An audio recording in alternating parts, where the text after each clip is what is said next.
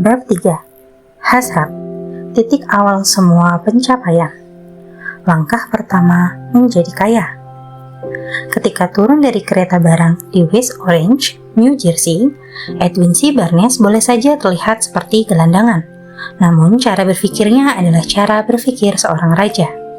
Sambil berjalan menyusuri rel kereta api menuju kantor Thomas Alva Edison, otaknya terus bekerja. Ia melihat dirinya berdiri di depan Edison. Ia mendengar dirinya sendiri meminta Pak Edison memberinya kesempatan untuk mewujudkan satu-satunya obsesi hidupnya. Hasrat membara menjadi rekan bisnis sang penemu. Hasrat Barnes bukanlah harapan, bukan juga pengandaian. Ini adalah hasrat yang menggebu, bergemuruh, yang mewujud ke dalam setiap hal lainnya. Hasrat ini pasti. Beberapa tahun kemudian, Edwin C. Barnes kembali berdiri di depan Edison, di kantor yang sama ketika ia pertama kali bertemu sang penemu. Sekarang hasrat ini telah diwujudkan menjadi kenyataan. Ia berhasil berbisnis dengan Edison. Impian yang mendominasi kehidupannya telah terwujud. Barnes berhasil karena ia memilih tujuan yang pasti, menggunakan semua energi, kemauan keras, serta upayanya, segalanya untuk mencapai tujuan tersebut. Butuh 5 tahun sebelum kesempatan yang selama ini ia cari muncul di depan mata. Bagi setiap orang, kecuali dirinya sendiri, ia layaknya sekrup dalam roda bisnis Edison. Tetapi dalam pikirannya sendiri, ia adalah mitra Edison sepanjang waktu, sejak mulai bekerja di sana. Itu merupakan gambaran luar biasa tentang kekuatan hasrat yang pasti. Barnes mewujudkan cita-citanya karena ia ingin menjadi mitra bisnis Edison, lebih dari segalanya. Ia membuat sebuah rencana untuk mewujudkan tujuan tersebut dan ia membuat dirinya tidak mungkin kembali. Ia memelihara teguh hasrat tersebut sampai menjadi obsesi yang mendominasi kehidupan dan akhirnya kenyataannya. Ketika pergi ke West Orange, ia tidak berkata pada dirinya sendiri, "Aku akan berusaha membujuk Edison memberiku pekerjaan apa saja." Ia berkata, "Aku akan menemui Edison dan membuatnya mengerti bahwa aku datang untuk berbisnis dengannya." Ia tidak berkata, "Aku akan membuka mata untuk kesempatan lainnya, andai aku gagal memperoleh apa yang kuinginkan di perusahaan Edison." Katanya, "Hanya ada satu hal di dunia ini yang pasti akan kudapat, dan itu adalah bermitra usaha dengan Thomas Alva Edison. Aku akan melupakan masa lalu dan mempertaruhkan seluruh masa depanku di atas kemampuanku memperoleh apa yang kuinginkan."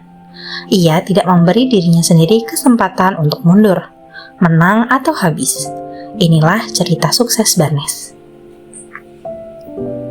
Jangan beri diri Anda kesempatan untuk mundur. Dahulu kala, seorang pejuang besar menghadapi sebuah situasi yang mengharuskannya mengambil keputusan yang memastikan kesuksesannya di medan perang. Ia hendak mengirim pasukannya melawan musuh yang sangat kuat, yang jumlah tentaranya jauh di atas jumlah pasukannya. Ia menaikkan tentaranya ke kapal dan berlayar ke negeri musuh, menurunkan mereka dan peralatan mereka, dan menyuruh mereka membakar kapal yang telah membawa mereka.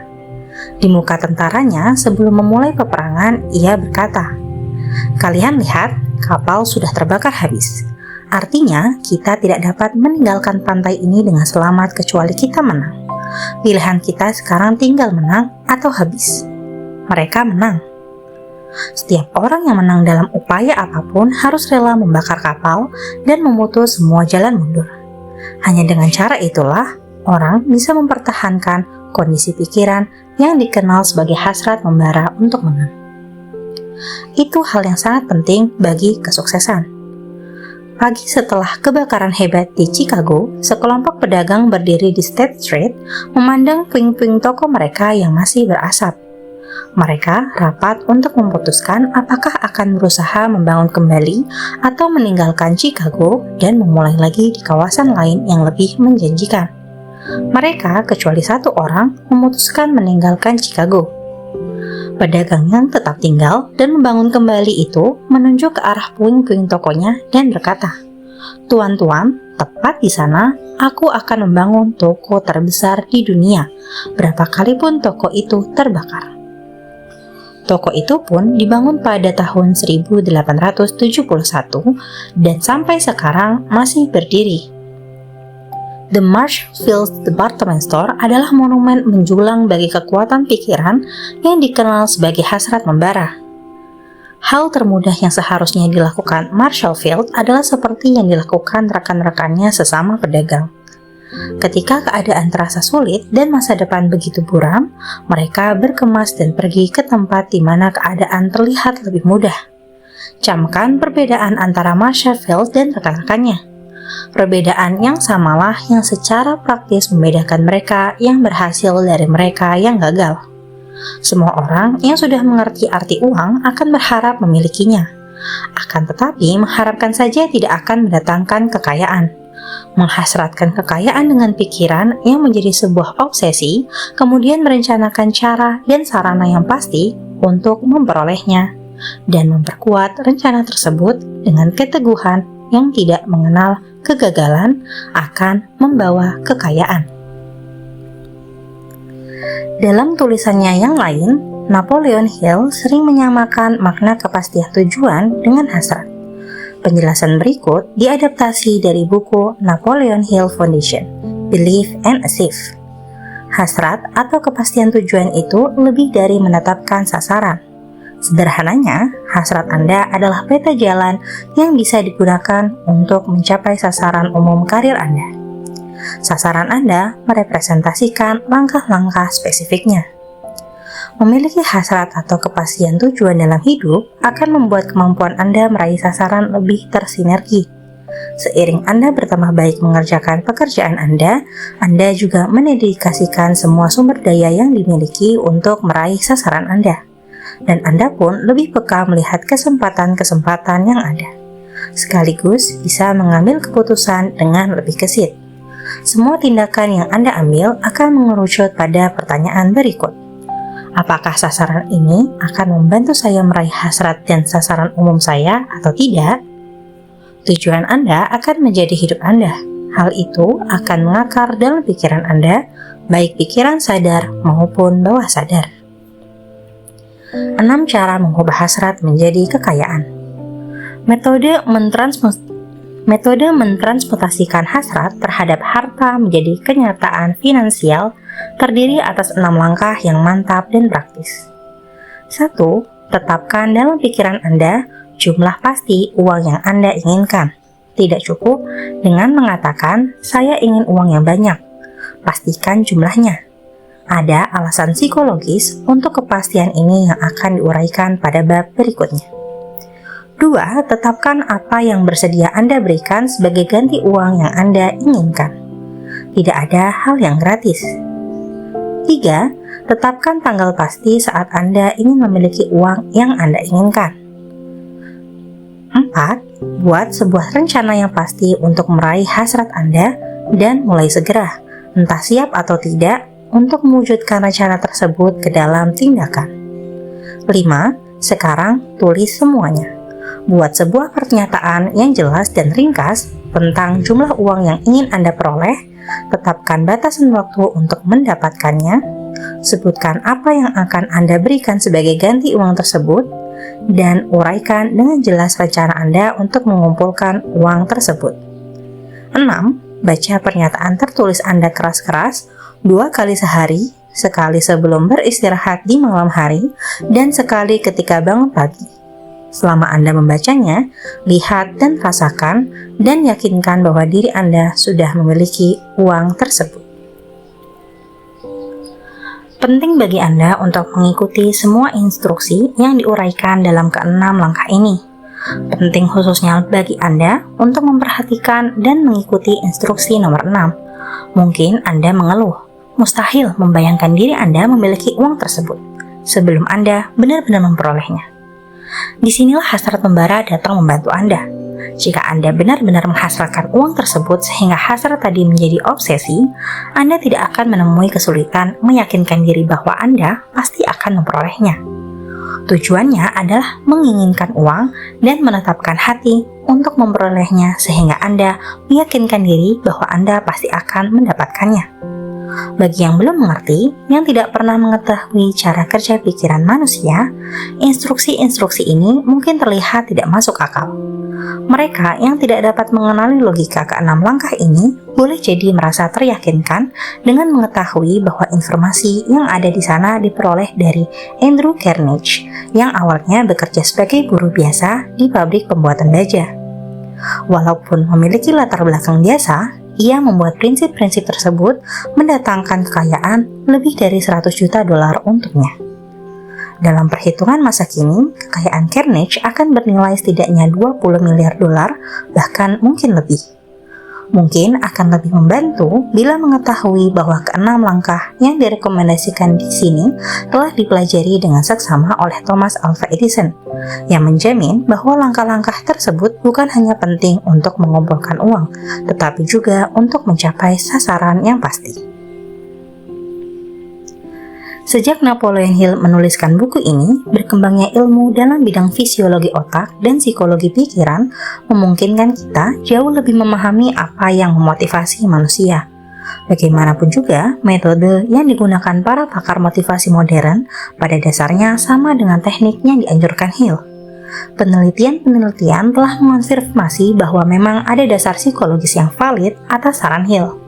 Menetapkan sasaran yang spesifik, mengerjakan tindakan fisik dengan menuliskan sasaran-sasaran itu di kertas, dan sering mengulanginya keras-keras. Teknik ini sudah semakin diterima oleh para pakar modern. Prinsip-prinsip psikologis yang ada di balik instruksi Hill sangat serupa dengan dasar dari autosugesti atau hipnosis diri. Konsep-konsep itu akan didiskusikan lebih mendalam di bab 5, autosugesti, dan bab 13, pikiran bawah sadar. Instruksi Hill yang menyuruh melihat seolah diri Anda sudah mencapai sasaran juga merupakan teknik yang spesifik. Sekarang, teknik itu marak diajarkan para pakar motivator dengan istilah visualisasi kreatif. Dalam bab 4 mengenai keyakinan dan bab 5 tentang autosugesti, Hill menjabarkan metodenya lebih lanjut. Sebelum langkah ke bagian berikutnya, kami ingin menegaskan pentingnya mengikuti instruksi Hill secara mendetail. Kami tahu, pembaca cenderung menganggap memahami sebuah konsep secara intelektual saja sudah cukup. Selagi Anda membaca ke-6 poin Hill, barangkali Anda berpikir, ya tentu saja, beberapa orang mungkin perlu menuliskannya di kertas. Tapi, saya kan bukan anak kecil, saya paham kok. Atau, oke, saya mengerti mengucapkan isi sasaran keras-keras memang bisa membantu orang-orang yang berpikiran cetek. Tapi, saya memahami intinya secara intelektual. Jika Anda merasa begitu, kami ingatkan bahwa mayoritas orang sukses yang Anda kagumi tidak merasa diri mereka terlalu cerdas atau canggih untuk mengikuti instruksi Hill. Sekali lagi, kami menekankan bahwa Napoleon Hill percaya menulis serta mengucapkan sasaran sangatlah penting. Dan jika para psikolog serta pakar motivator setuju, berarti Anda tidak bijaksana kalau tidak mengikuti saran sederhana ini. Lakukan saja. Langkah-langkah tersebut tidak memerlukan kerja keras, tidak perlu pengorbanan. Untuk menerapkan langkah-langkah ini, Anda tidak memerlukan pendidikan tinggi. Akan tetapi, untuk berhasil menerapkan ke-6 langkah ini, memang dibutuhkan imajinasi sehingga orang dapat melihat dan memahami bahwa untuk meraup uang, kita tidak dapat mengandalkan kesempatan, nasib mujur, dan keberuntungan. Orang wajib menyadari bahwa kita tidak akan pernah bisa menjadi kaya raya kalau tidak pernah mencapai titik sangat menghasratkan uang dan sungguh-sungguh percaya bahwa kita bisa mendapatkannya. Kekuatan mimpi-mimpi besar. Kita yang ikut berlomba mengejar kekayaan harus didorong untuk mengerti bahwa dunia dinamis yang kita tinggali saat ini menuntut ide-ide baru, pemimpin baru, penemuan baru, metode pengajaran baru, metode, gaya, versi, dan variasi baru dari segalanya. Di balik semua tuntunan akan segala sesuatu yang baru dan lebih baik ini, ada sebuah kualitas yang harus dimiliki setiap orang untuk menang, dan itu adalah kepastian tujuan, pengetahuan akan apa yang seseorang inginkan, dan hasrat membara untuk memilikinya. Bagi yang berhasrat mengumpulkan kekayaan, ingatlah bahwa para pemimpin sejati dunia adalah mereka yang menjaring dan mengolah kekuatan peluang yang tak terwujud dan tidak terlihat agar lebih mudah dimanfaatkan. Para pemimpin adalah mereka yang mengubah peluang-peluang tersebut menjadi pencakar langit, kota-kota, pabrik, transportasi, hiburan, dan semua jenis kenyamanan yang membuat hidup lebih mudah, cepat, lebih baik, dan lebih menyenangkan. Dalam merencanakan untuk memperoleh bagian kekayaan Anda, jangan biarkan orang lain membuat Anda gentar menjadi pemimpi. Untuk memenangkan taruhan besar di dunia yang terus berubah ini, Anda harus menangkap semangat hebat para pionir di masa lalu.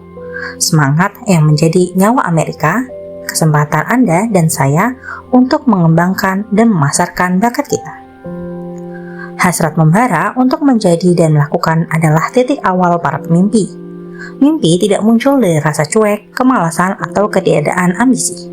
Jika hal yang Anda inginkan lakukan benar dan Anda meyakininya, silahkan lakukan saja. Tidak perlu memikirkan apa kata mereka jika Anda mengalami kegagalan sementara. Mereka mungkin tidak tahu bahwa setiap kesulitan membawa benih-benih keberhasilan yang sebanding. Marconi memimpikan sebuah sistem untuk mengirim suara dari satu tempat ke tempat lain tanpa menggunakan kabel. Mungkin menarik mengetahui bahwa teman-teman Marconi sempat melaporkannya ke penegak hukum dan membawanya ke rumah sakit jiwa sewaktu ia mengumumkan telah menemukan prinsip yang memungkinkannya mengirim pesan lewat udara. Bukti bahwa mimpi Marconi bukan mimpi di siang bolong belaka bisa ditemukan dalam semua radio dan televisi, ponsel, satelit komunikasi, dan semua alat nirkabel lainnya di dunia. Untung saja saat ini para pemimpi bernasib lebih baik. Saat ini dunia dipenuhi kesempatan dan peluang berlimpah yang tidak sempat diketahui para pemimpi masa lalu. Apabila meragukan kebenaran pernyataan tersebut, jika Anda merasa terpukul akibat kegagalan yang baru Anda alami, sebentar lagi Anda akan belajar bahwa kegagalan bisa menjadi aset yang paling berharga. Hampir semua orang sukses memulai dengan awal yang menantang serta harus menghadapi berbagai hambatan yang memilukan sebelum tiba di puncak. Titik balik hidup orang-orang sukses biasanya terjadi pada momen-momen krisis yang menjadi momen ketika mereka bisa mengenal diri lain mereka. Konsep diri lain Napoleon Hill juga disebutkan di bagian lain Think and Grow Rich, tapi belum dijelaskan secara mendetail. Berikut penjabaran yang ditemukan dalam tulisan-tulisan Hill berikutnya. Anda berkutat memikirkan kegagalan Anda sampai melupakan semuanya. Semakin Anda berfokus pada kegagalan, Anda justru akan semakin menarik kegagalan lain. Berhentilah memikirkannya dan pusatkan pikiran untuk mengambil keuntungan dari pengalaman gagal tersebut. Apapun hambatan yang Anda hadapi, Anda harus mulai mengenal sisi lain kepribadian Anda yang tak kenal hambatan, yang tidak sudi menerima kekalahan. Bertemanlah dengan diri lain Anda, supaya tak peduli apapun yang Anda kerjakan, Anda akan selalu didampingi dengan sekutu yang juga sama-sama ingin mencapai sasaran Anda. Semua filosofi dan saran tentang memengaruhi orang lain akan menjadi jauh lebih berguna jika Anda bisa mempraktekannya sendiri. Sidney Potter baru bisa membangunkan kegeniusan yang tertidur dalam benaknya setelah tertimpa nasib buruk. Ia dipidana atas tuduhan penggelapan uang dan dipenjara di Columbus, Ohio, tempat ia menemukan diri lainnya. Ia pun menulis cerpen. Kemudian saat mendekam di sel penjara, ia mulai menjual cerpen-cerpen itu ke majalah dengan nama alias O. Henry. Lewat kekuatan imajinasinya, ia mendapati bahwa dirinya adalah penulis hebat, alih-alih kriminal dan orang tersisih. Begitu Porter bebas, O. Henry menjadi penulis cerpen paling terkenal di Amerika.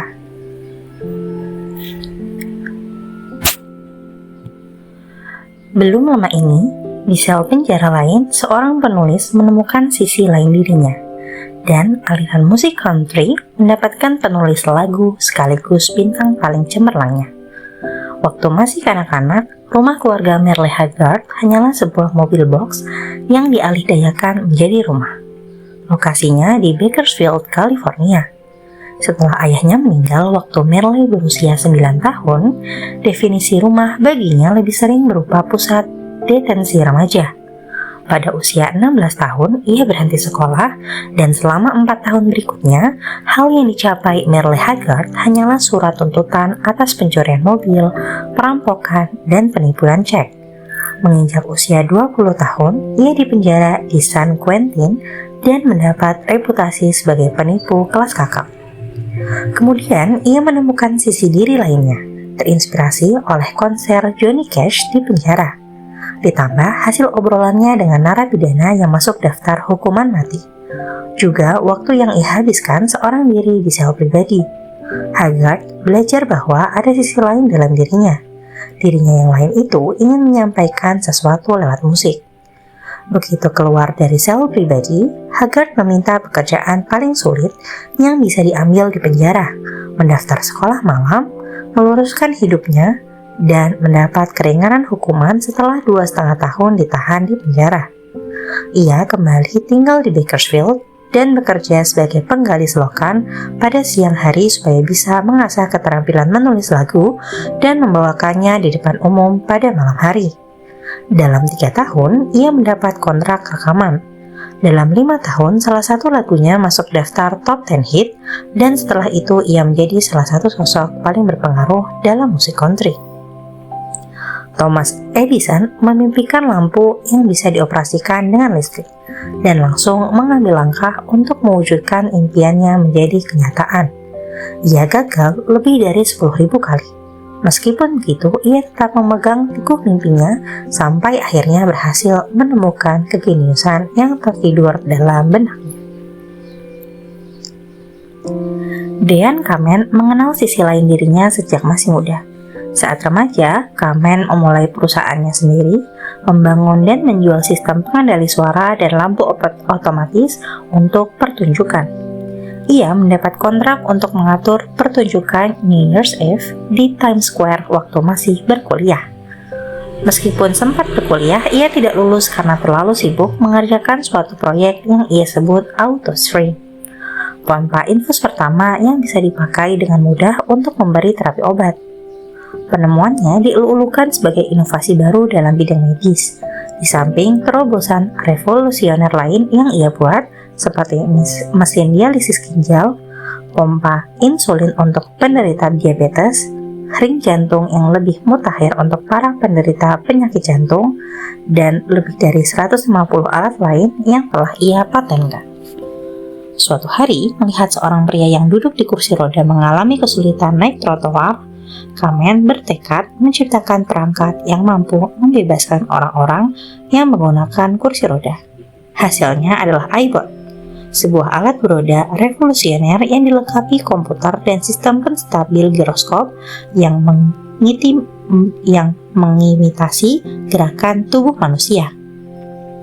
iBot tidak hanya bisa membantu penggunanya naik ke trotoar, tapi juga memungkinkan mereka naik turun tangga, melewati berbagai permukaan jalanan yang kasar, dan membantu mengangkat tubuh supaya bisa berhadapan mata ke mata dengan orang yang sedang berdiri. Dan itu semua dapat dilakukan tanpa mengharuskan pengguna turun dari alat tersebut atau membutuhkan bantuan orang lain. Pada tahun 2001, Kamen diliput di halaman depan surat kabar ketika meluncurkan Segway, alat gerak untuk satu orang yang ia kembangkan berdasarkan teknologi iBot. Segway adalah perangkat roda dua seperti skuter yang bisa meluncur dan melaju ke depan dan belakang, kiri dan kanan, serta berhenti. Semuanya hanya mengharuskan penggunanya menggerakkan tubuh sedikit. Alat itu sangat sensitif sampai nyaris bisa dibilang bisa dikendalikan dengan pikiran si pengguna. Segway boleh jadi merupakan penemuan yang mengubah dunia yang berpotensi digunakan untuk pergi bekerja dan berpergian kemanapun yang mengguncang imajinasi. Saat buku ini ditulis, Segway sudah digunakan oleh para pekerja di pabrik besar dan tengah diuji oleh Departemen Kepolisian serta pegawai kantor pos. Sementara polisi lalu lintas dan balai kota berdebat apakah Segway harus dipakai di trotoar atau di tengah jalan, Dean Kamen sudah memimpikan mimpi baru. Kali ini mimpinya melahirkan penemuan yang mungkin bisa membawa cahaya ke sudut-sudut tergelap di muka bumi. Kamen mengembangkan generator listrik non-polusi yang bisa memakai hampir semua hal sebagai bahan bakar. Namun, dan ini adalah bagian yang luar biasa, ia juga sudah menciptakan sistem tertutup revolusioner sehingga panas mesin bisa digunakan untuk memurnikan 10 galon air yang layak minum setiap jamnya. Penemuan luar biasa ini membawa air layak minum yang aman ke berbagai belahan dunia yang airnya terkontaminasi dan pada saat yang sama juga menjadi sumber listrik yang murah dan andal. Dean Kamen bukanlah seorang akademisi yang bersembunyi di dalam laboratorium. Kamen adalah penemu, tapi seperti Thomas Edison, ia juga merupakan wirausaha dan pebisnis yang menciptakan serta memasarkan perangkat-perangkat yang mengubah persepsi publik tentang penemu.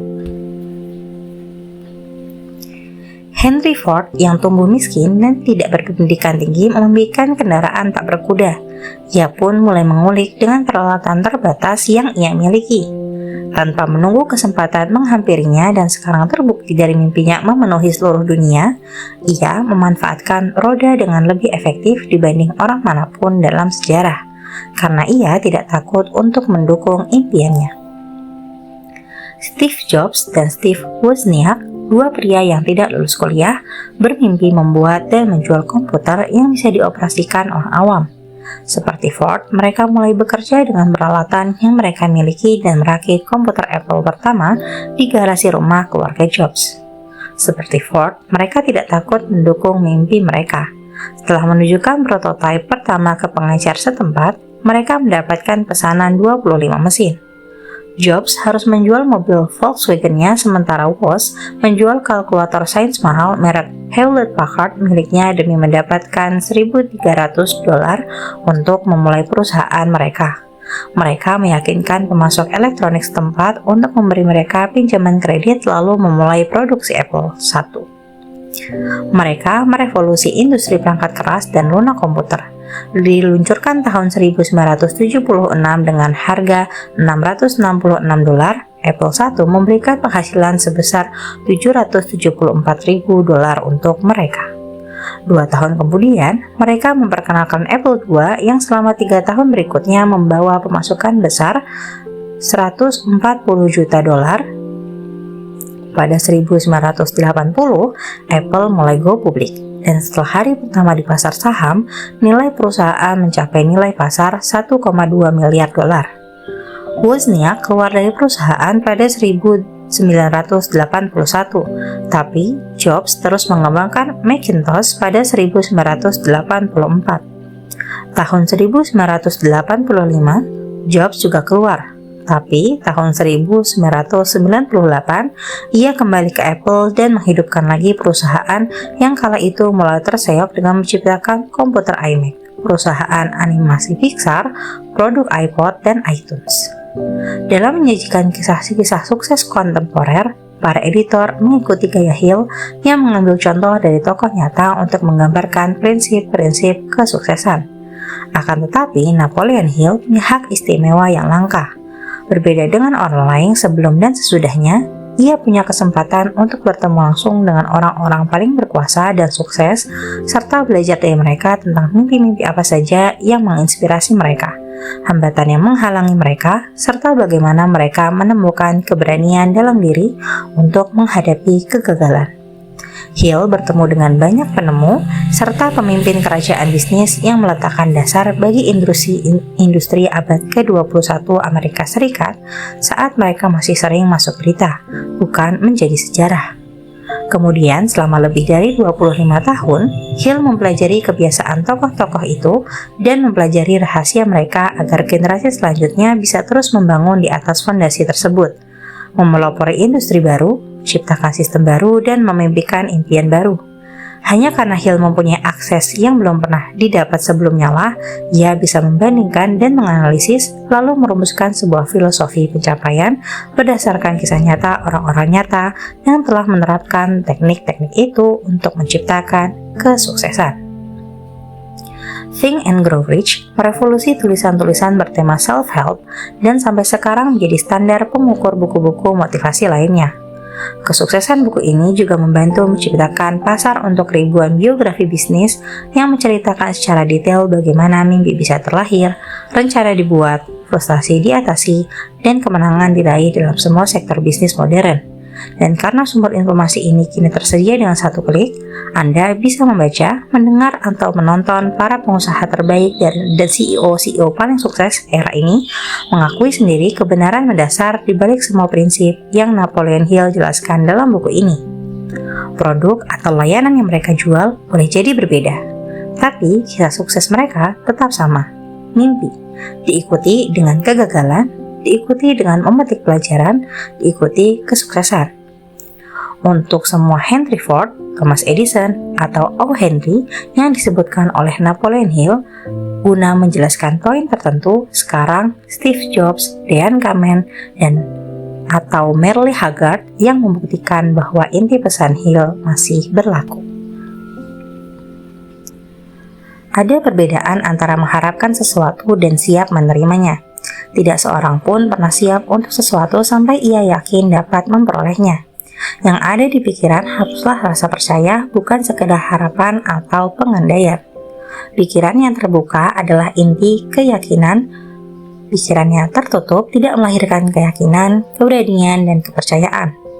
Ingatlah, tidak diperlukan usaha yang lebih besar untuk membidik sasaran tinggi dalam kehidupan, menuntut keberlimpahan dan kemakmuran, dibandingkan yang diperlukan untuk menerima penderitaan dan kemiskinan. Seorang penyair hebat dengan jitu mengungkapkan kebenaran ini lewat baris-baris berikut. Aku minta kehidupan memberiku 1 sen, dan kehidupan memberiku tidak lebih. Tetapi di sore hari aku mengemis, ketika aku tahu persediaanku tinggal sedikit. Kehidupan seperti pemberi kerja, ia memberimu apa yang kamu minta. Tetapi begitu kau meminta bayaran, tentu saja kau harus mengerjakan tugas. Aku bekerja dengan bayaran tak berarti, hanya untuk mendapati tertegun bahwa berapapun bayaran yang aku minta dari kehidupan, kehidupan pasti akan dengan senang memberikannya. Hasrat mengalahkan hukum alam.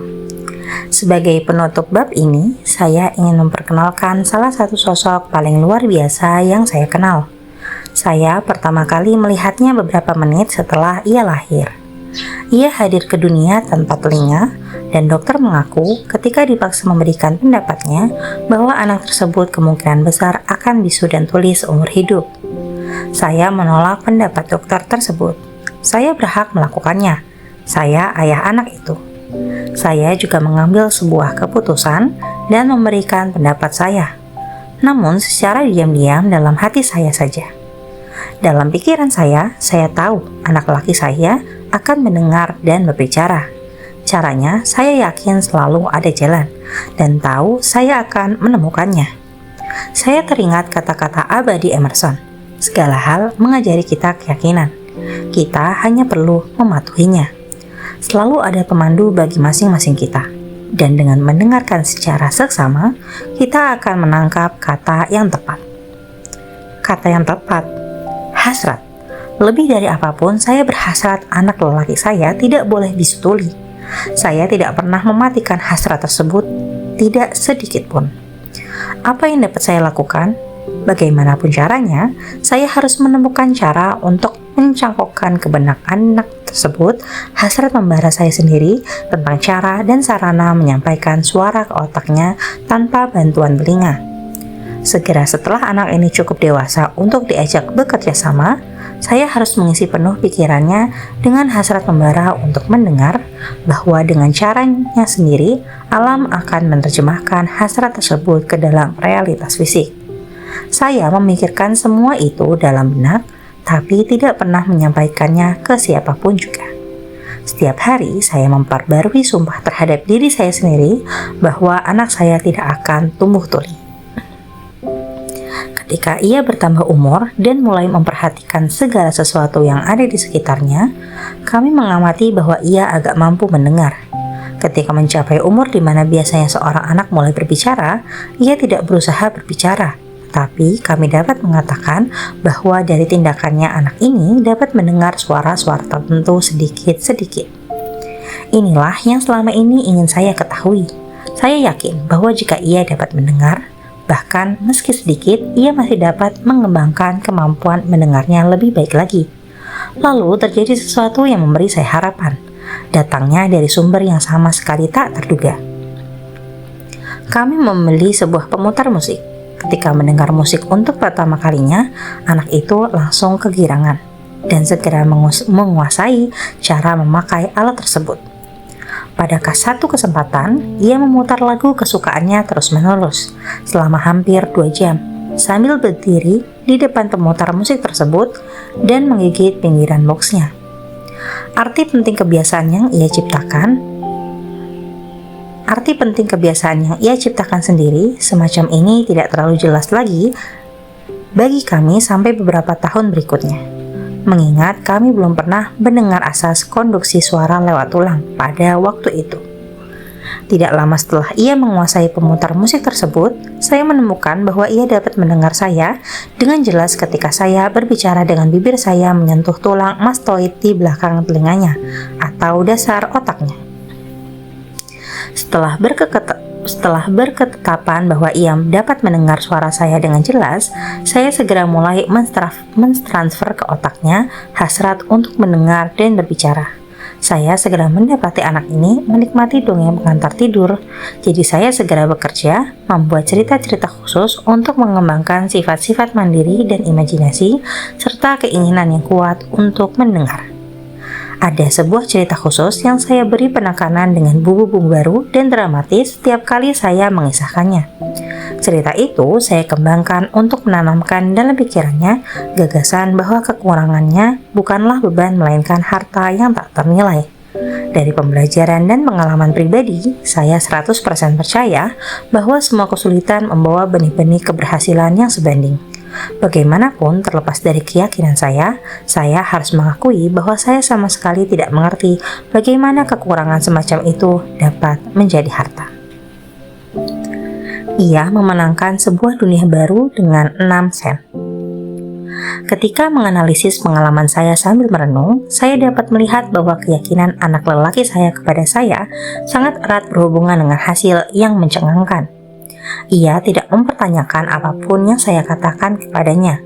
Saya mengatakan kepadanya bahwa ia memiliki kelebihan khusus yang tidak dimiliki kakak laki-lakinya dan bahwa kelebihan tersebut akan terlihat dengan berbagai cara. Misalnya, para guru di sekolah akan tahu bahwa ia tidak punya telinga. Dan oleh karena itu, mereka akan memberinya perhatian khusus serta memperlakukannya dengan keramahan yang lebih besar. Saya juga mengatakan kepadanya bahwa setelah ia cukup besar untuk berjualan koran, ia lebih beruntung daripada kakaknya, karena orang yang akan bermurah hati kepadanya, karena mereka melihat dirinya sebagai seorang anak cerdas yang rajin, meskipun tidak memiliki telinga. Ketika berumur 7 tahun, ia menunjukkan bukti pertama bahwa cara kami menghibur pikirannya membuahkan hasil. Selama beberapa bulan, ia memohon izin berjualan koran, tetapi ibunya terus menolak. Akhirnya, ia bertindak sendiri. Suatu siang, ketika ditinggal sendirian dengan asisten rumah tangga, ia memanjat keluar jendela dapur, mendarati tanah, dan memulai usahanya sendiri. Ia meminjam 6 sen dari tukang sepatu sebelah, membeli koran, dan menjualnya sampai habis. Dari keuntungannya, ia membeli lebih banyak koran lagi. Dan terus begitu sampai petang. Setelah menghitung pendapatannya dan mengembalikan 6 sen utang ke bankirnya, ia mencatat laba bersih 42 sen. Sepulang ke rumah, kami mendapatinya di ranjang, tertidur dengan uang tergenggam erat di tangannya. Sang ibu membuka tangan anaknya itu, mengambil keping-keping uang tersebut dan menangis. Ya ampun, bagi saya kesannya ia menangisi kemenangan pertama anak laki-lakinya. Reaksi saya sebaliknya. Saya tertawa lepas karena tahu usaha saya untuk menanamkan di benak anak tersebut perilaku percaya pada diri sendiri terbukti berhasil. Sang ibu melihat dalam upaya bisnis pertamanya seorang bocah tuli yang keluar ke jalanan dan mempertaruhkan nyawanya untuk mencari uang. Saya melihat seorang pengusaha kecil yang mandiri, ambisius, dan berani yang investasi pada dirinya sendiri telah meningkat 100%. Ia telah memulai usaha atas inisiatifnya sendiri dan menang. Saya bukan hanya senang, tapi juga luar biasa kagum. Jelas, ia telah memberikan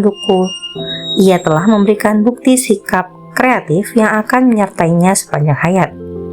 Si anak tuli menyelesaikan sekolah dasar, sekolah menengah atas, dan perguruan tinggi tanpa kemampuan mendengar para gurunya, kecuali jika mereka berteriak keras pada jarak dekat. Ia tidak bersekolah di sekolah khusus tunarungu dan kami tidak memakai bahasa isyarat dengannya.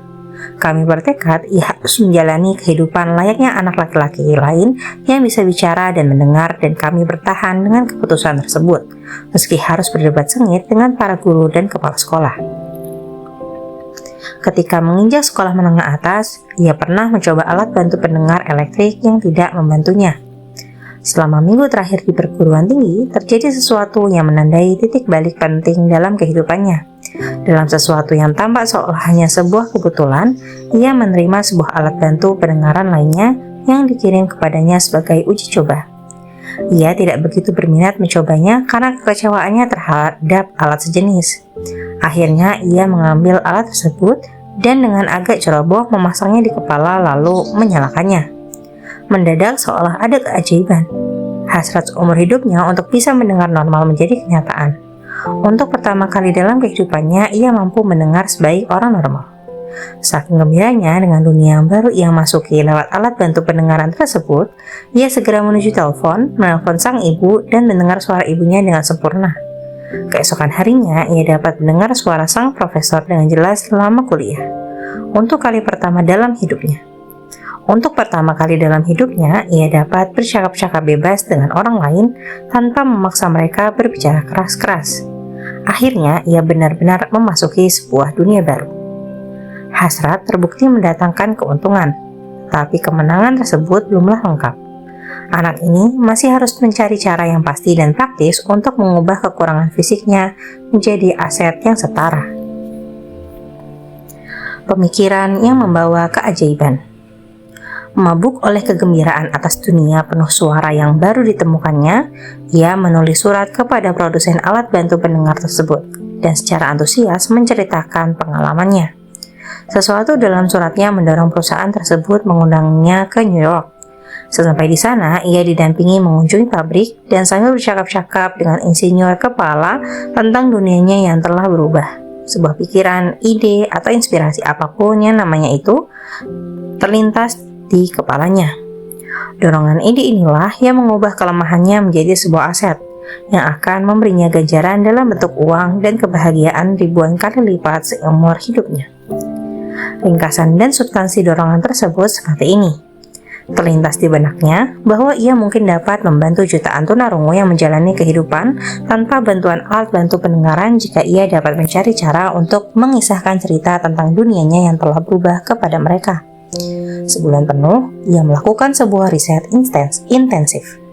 Ia menganalisis seluruh sistem pemasaran produsen alat bantu pendengaran tersebut dan menemukan jalan dan sarana berkomunikasi dengan penyandang tunarungu di seluruh dunia dengan maksud berbagi dunia yang baru saja ia temui kepada mereka. Setelah itu, ia menulis sebuah rencana 2 tahunan sesuai temuannya. Ketika menyajikan rencana tersebut kepada perusahaan, langsung saja ia diberi sebuah jabatan guna melaksanakan ambisinya itu. Ia tidak pernah bermimpi ketika mulai berangkat kerja bahwa ia ditakdirkan untuk membawa harapan obat bagi ribuan tunarungu yang tanpa bantuannya akan terus terperangkap dalam dunia tuli bisu. Tidak ada keraguan dalam benak saya bahwa Blair dapat saja menderita bisu dan tuli seumur hidupnya andai ibunya dan saya tidak berhasil membentuk pikirannya seperti sekarang ini. Ketika saya menanamkan ke otaknya hasrat untuk mendengar dan berbicara dan hidup sebagai orang normal, bersama dorongan tersebut ada semacam pengaruh aneh yang mendorong alam semesta menjadi pembangun jembatan dan menghubungkan teluk keheningan antara otaknya dan dunia luar. Memang, hasrat membara memiliki cara yang unik untuk mengubah diri menjadi nyata. Blair berhasrat memiliki pendengaran normal. Sekarang ia memperolehnya. Ia lahir dengan kondisi yang dapat saja mengirim orang dengan hasrat yang kurang bermakna ke jalanan dengan sebundel pensil dan sebuah kaleng. Sedikit dusta putih yang saya tanamkan di benaknya ketika ia masih kecil, dengan menggiringnya agar percaya bahwa kekurangan akan menjadi sebuah aset yang sangat berharga, yang dapat ia manfaatkan.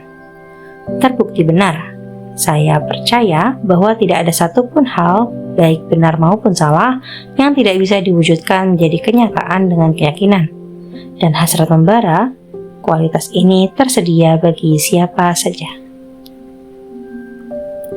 Selagi Napoleon Hill menyudahi bab tentang hasrat ini, ada berita bahwa penyanyi opera terkenal, Madame Schumann Heink, meninggal dunia. Satu kalimat dalam obituarinya begitu menyentuh Hill dan dianggapnya sangat sesuai dengan pembahasan bab ini, sehingga ia membuat komentar sebagai berikut. Satu paragraf pendek di surat kabar tentang penyanyi opera terkenal, Madame Schumann Heink, memberi petunjuk jelas akan kesuksesan wanita luar biasa ini yang masih jarang terjadi. Saya mengutip paragraf tersebut sebagai berikut, karena petunjuk itu tidak lain dan tidak bukan adalah hasrat. Pada awal karirnya, Madame Schumann Heink mengunjungi direktur Vienna Court Opera, meminta pria itu mengetes suaranya. Sang direktur menolak, begitu melihat penampilan canggung dan lusuh Madame Schumann Heink. Pria itu langsung membentak, "Dengan wajah sepertimu dan tanpa kepribadian yang menarik, bisa-bisanya kau mengira bisa sukses di dunia opera. Astaga, lupakan saja. Belilah mesin jahit dan jadi penjahit saja sana. Kau tidak akan pernah bisa menjadi penyanyi." Penilaian yang cukup pedas. Direktur Vienna Court Opera mungkin tahu banyak tentang teknik bernyanyi, tapi buta tentang kekuatan hasrat yang membara sampai menjadi obsesi. Seandainya tahu lebih banyak tentang kekuatan hasrat, ia pasti tidak akan mengecam seorang jenius sebelum memberi kesempatan. Meskipun mungkin hanya segelintir pembaca edisi ini yang pernah mendengar tentang Madame Schumann Heink, semua orang tentu pernah tahu kisah serupa. Kisah yang sama selalu ada pada semua generasi dan semua genre musik. Pada satu titik, bintang terbesar pun pernah mengalami kegagalan. Pada satu titik, pasti ada orang yang mengatakan mereka tidak cukup baik. Namun, setiap kali gagal, hasrat mereka tetap menyala lebih besar daripada kegagalan mereka. Itulah sebabnya Anda tahu cerita mereka. Dan itu jugalah sebabnya Anda tidak pernah mendengar tentang ribuan penampilan lain yang juga pernah diberitahu bahwa mereka tidak cukup baik. Orang-orang yang tidak pernah Anda dengar adalah mereka yang hasrat yang tidak memiliki cukup besar. Mereka percaya bahwa kegagalan sama dengan kekalahan. Beberapa tahun lalu, salah seorang mitra usaha saya jatuh sakit. Sakitnya makin lama makin parah. Dan akhirnya ia dibawa ke rumah sakit untuk menjalani operasi. Sesaat sebelum ia didorong ke ruang operasi, saya memandanginya dan bertanya-tanya bagaimana mungkin orang seketus dan selemah itu dapat menjalani operasi besar dengan selamat. Dokter mengingatkan saya kecil kemungkinan saya akan melihatnya lagi dalam keadaan hidup.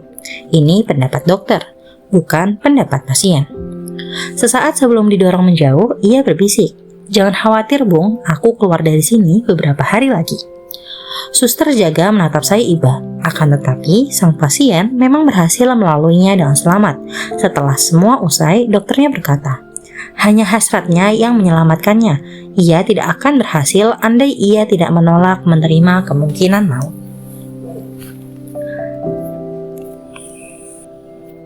Pada tahun 1980-an, fenomena yang dibahas Napoleon Hill pada paragraf sebelumnya diterima oleh sekumpulan segmen populasi yang terus bertambah jumlahnya. Banyak pendukungnya adalah para pelaku medis yang menggabungkan konsep tersebut untuk membentuk istilah koneksi tubuh pikiran.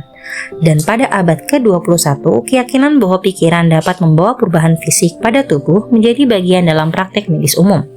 Dalam bab 5, autosugesti, Anda akan menemukan komentar lebih lanjut tentang aspek medis dari memiliki hasrat yang membara.